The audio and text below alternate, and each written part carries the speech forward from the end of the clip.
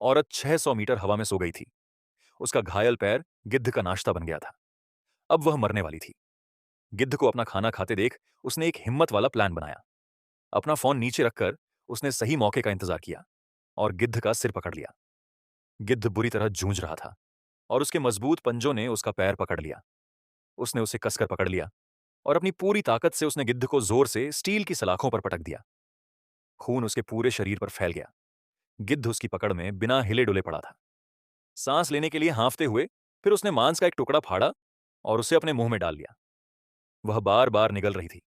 पेट भरने के बाद उसने अपने कपड़े ठीक किए और रस्सी को फिर से कस लिया।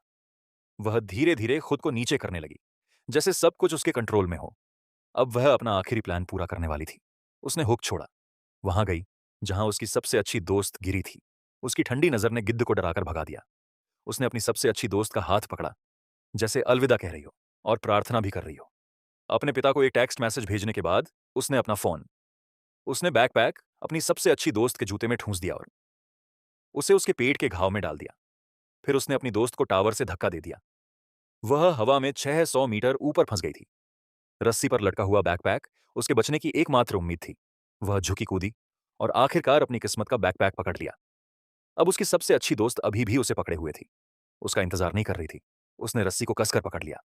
उसकी सबसे अच्छी दोस्त उसे ऊपर खींचने लगी। वह भी रस्सी पर चढ़ गई। एक्सट्रीम स्पोर्ट्स की शौकीन होने के नाते वह दोनों हाथों और पैरों का इस्तेमाल करके कॉन्फिडेंस के साथ चढ़ी। वह लगभग टॉप पर थी। बस एक बार और सीढ़ी को पकड़ती और वह कर लेती। उसकी सबसे अच्छी दोस्त पूरी ताकत से रस्सी खींच रही थी। आखिरी थोड़ी देर में उसने अपने पैरों को स्टील पाइप पर टिकाया और एक एक कदम ऊपर चढ़ती गई। जैसे ही वह सीढ़ी के पास पहुंची, उसने अपना बायां हाथ बढ़ाया, लेकिन फिर भी वह उस तक नहीं पहुंच पाई। उसने थोड़ा और ऊपर चढ़ने की कोशिश की, लेकिन उसके पैर जवाब दे गए।